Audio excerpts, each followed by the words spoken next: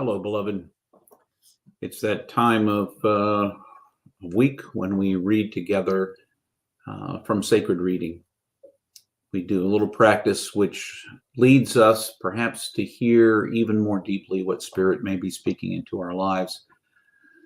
We do that with a text, a sacred text, but we hope that the practice begins to help us expect and see that Spirit is speaking into our lives all the time, every moment, in little ways. Just the way the sunshine catches a leaf one day might awaken us to some reality. The way that the sound of the rain strikes us on a day. A sudden sense of peace that comes over us in a moment, and we realize that in some way, Spirit is moving in us and touching us in our deepest heart. And so we read a text, a sacred text. We listen carefully for what it may echo into our lives. It may be a word, it may be a phrase, it may be an image that rises for us. Now, when I do a sacred reading by myself, I read usually the text I've chosen 3 times aloud, with a pause in between each time, listening as deeply as I can. And I read it aloud because doing so engages my body, not just my mind, but my whole body. The diaphragm contracts and pushes the air up through and over my larynx that vibrates and makes these sounds that are shaped by my mouth. When you are doing the speaking, you hear the vibration even inside your head, and you can also hear the vibrations on your ears. It's an opportunity to live in an embodied way and to listen for what the text may speak. All of the texts, the biblical texts, originally existed as stories that were told aloud. And so when we say them aloud, we give them life, and perhaps they give us life as well.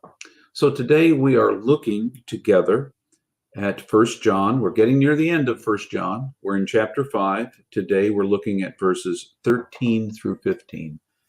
And I invite you to calm down wherever you are, perhaps sit down, listen with your heart. Listen with the ears of your heart. Slow down. Remove any of the distractions that may exist wherever you are in this moment, and focus on these words. Perhaps a word or a phrase or an image will rise for you, or something else altogether. But listen and trust that Spirit is speaking.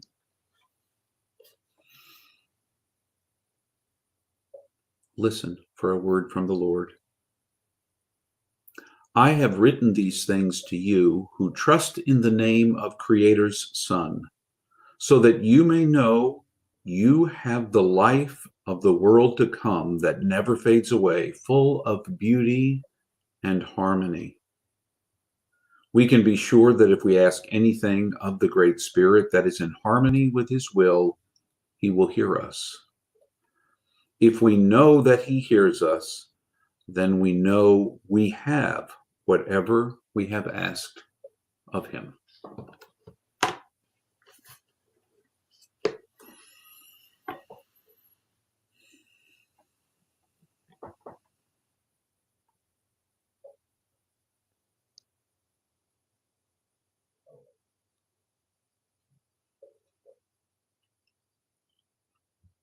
When I think about this world to come, having been raised in a congregation, in a church, the world to come was always, I sort of assumed that it referred to something we have traditionally called heaven. Whatever that heaven looks like, and none of us really know.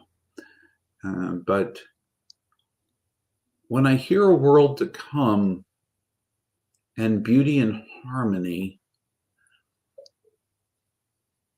I wondered for a moment, what rose for me is this possible here? Not in some place yet to come, but here. I echo back to the words of the Lord's Prayer, where we ask in prayer for the kingdom to come on earth, and God's will to be done on earth as it is in heaven. So I wonder, as I listen to this, is there a way that I'm being called? Perhaps you're being called as well as you listen to this text. Is there a way I'm called to work in such a way in the moment I have right now, so that beauty and harmony in the world to come would be in this world, but not yet? That if I lay the foundation now, if I work at this now, if I entrust myself to Spirit now, work alongside of Creator in this world,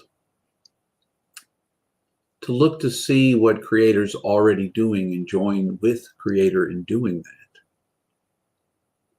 If when I do that, if the world to come isn't the world that's not quite, but could become real in this world, in this life, that's what rose in me as I thought about the world to come, because, I felt the twinges of the Sunday school child James hearing those words, and would have immediately thought of punching my ticket to heaven. And maybe that's what you hear. And if that is, hey, I'm not dissing that. I respect you for that position. But for me, that position has changed some. It has expanded some from what I thought it was. And the world to come is possible here. I believe in a Creator's Son who made an appearance here, so that we might see what the kingdom, the world to come, might look like, even here and now. So I felt the call, the tug, the not yet, but moving in that direction of beauty and harmony. It might be difficult to see beauty and harmony when we look around ourselves in the world and read the news and those things.